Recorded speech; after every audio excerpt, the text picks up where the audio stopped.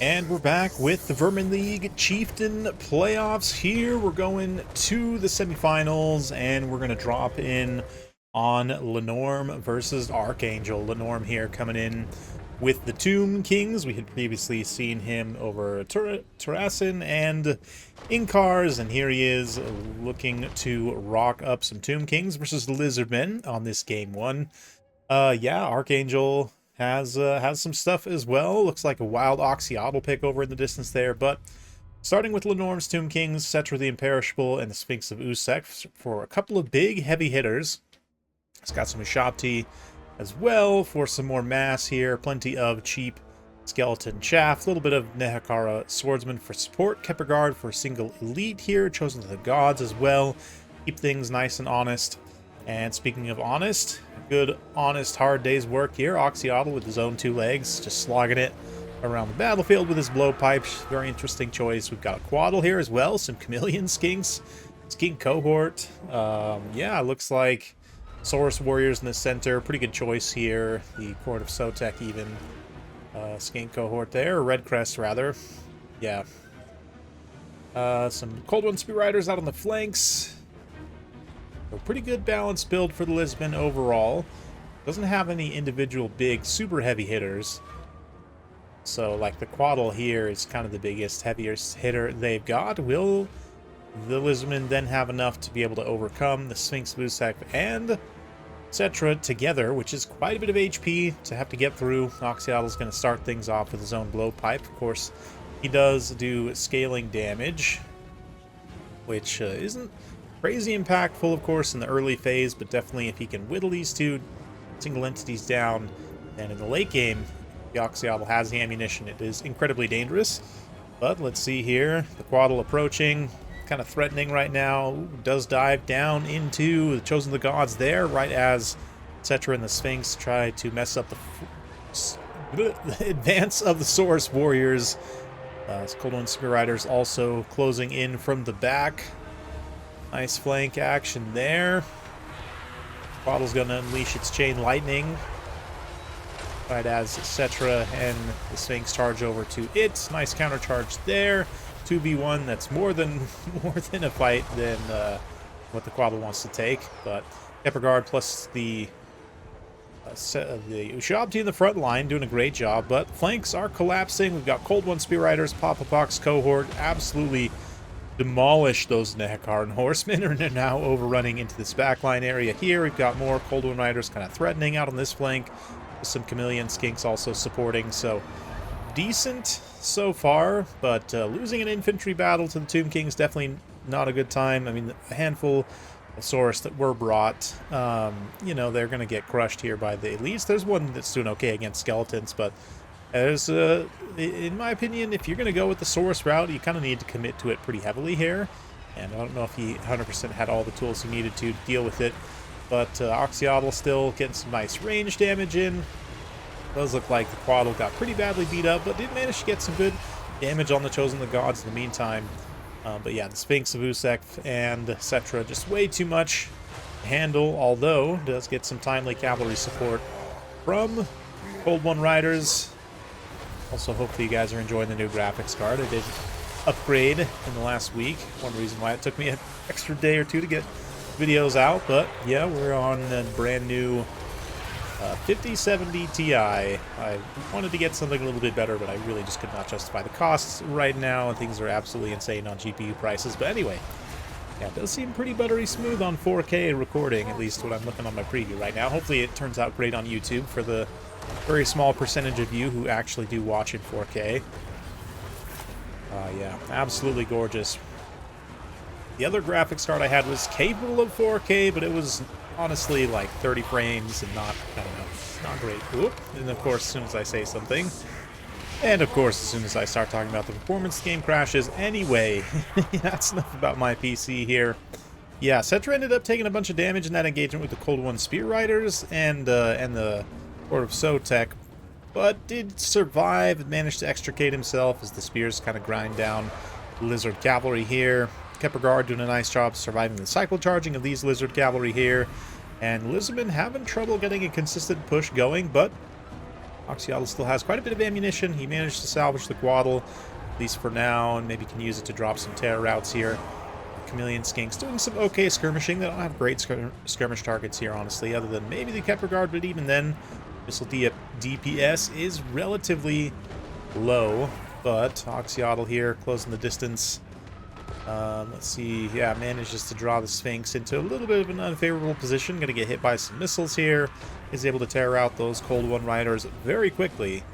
But Oxyotl, the scaling damage really not playing too much of a factor right now against the big Sphinx. It would be pretty impactful, I think, against Cetra.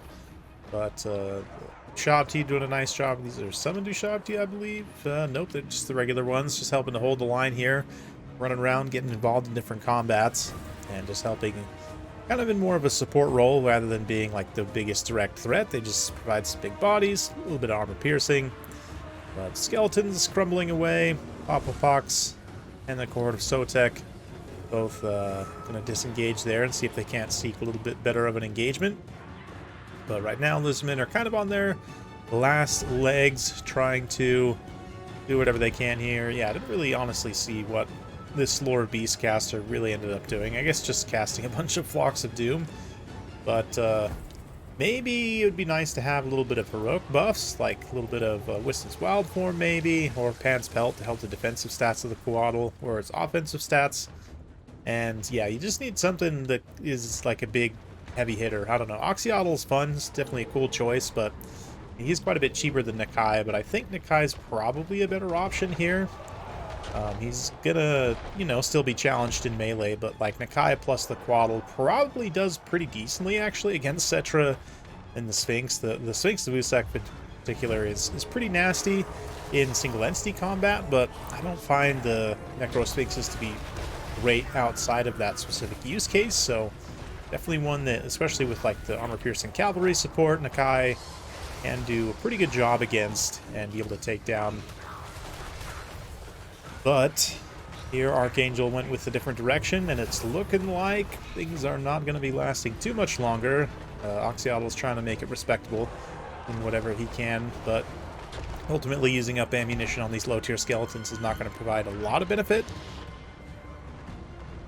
He's getting some shots now on these more higher value targets, which again, the scaling damage, a little bit of armor piercing, pretty solid. 3 shots per volley, not the craziest amount of like raw numbers to be getting that percentage boost. I forget exactly what the scaling, how the math works on that, but yeah, it's definitely doing some damage, but not nearly enough to get through. So we'll fast forward through this end game as the Lizardmen do whatever they can to use up their last shreds of ammunition, playing it as efficiently as possible at this point. But ultimately, they're going to hit army losses, and that will be the game. So Lenore manages to take that one. Really nice job with these single entities, kind of keeping them together, keeping them both alive. Shabti, wonderful support value there. And then the massive skeletons just, you know, they do a pretty decent job of holding. Kepler Guard also gets some pretty good value fighting back on key engagements. And the 2 Saurus Warriors, yeah, like I said, I feel like if you're going to go Saurus here, you've got to commit to going a lot of Saurus. Well, just taking a couple here is not really going to give you the most benefit. In a build like this, honestly, maybe just drop them for... Red Crests are really nice for chasing Ushabti around here because they can have the speed and the poison to just make sure that Ushabti can't really get away. But depending on the value, yeah, just cut Oxyotl. I mean, he ended up getting pretty good value, but you want someone that can... especially supporting these cavalry engagements, but just get good engagements against enemy single entities. But yeah, you just swap Oxyotl out for Nakai. Let's look at the cost here in just a second. The rest of the value, yeah, some Lizard Cavalry did pretty decently. Lord Beast, not a terrible choice by any means. Again, it would be nice to have one little extra buff, maybe to help on that single entity combat, but let's just take a look at Lizardmen here. And we will... go on to take a look. Anyway, yeah, let's just look at Lizardmen real quick. So Oxyotl, actually very cheap. I think maybe he had that Master Predator ability, but yeah, so 1250, you know, max cost there. And Nakai, realistically, for his kit, you kind of do want all of these things, honestly. So 2100 is pretty realistic kit for him. So yeah, I mean, cutting both of those Saurus would give you the funds you need, plus a little bit extra. And then, yeah, I mean, for the rest of the build, pretty solid, honestly. The Quaddle's an interesting choice. I don't know if it's necessarily super great against the Tomb Kings, but yeah.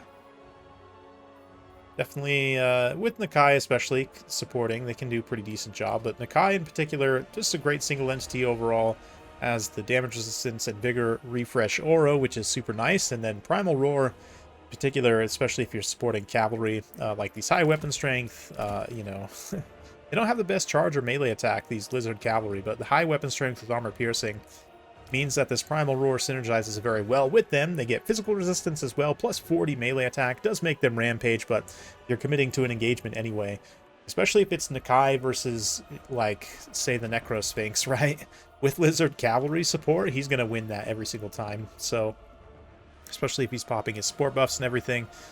The Miasma of Despair is also an interesting one against Undead. You know, draining their vigor and potentially getting a little bit of extra leadership damage. Not quite as impactful against the Undead as it would be against a Mortal faction, but still fairly solid value there. You might potentially cut that one in this matchup. You don't necessarily need the speed control as much against Tomb Kings anyway, but yeah, the Necro Sphinx, big ROR, is quite expensive, so it is a piece you have to be a little bit careful with, but with yeah, with Nakai, with proper cavalry support, he definitely could take it to him. Or Cetric changes that equation a little bit, but ultimately, I don't know. I'd have to actually math it out, but just this situation, because the cavalry, I would give advantage somewhat to Lizardmen in melee, but then it's up to Tomb Kings to try and use the rest of their tools right, then deal with that threat. But man, as an Empire main, I'm just so sad about Lizard Cavalry eternally, because they just ruin my day every single time. And speaking of having your day ruined as the Empire, in Game 2, Archangel's day was absolutely ruined by Lenorm's Dark Elves cavalry force being able to hunt down, smash up the Empire forces. So there you go.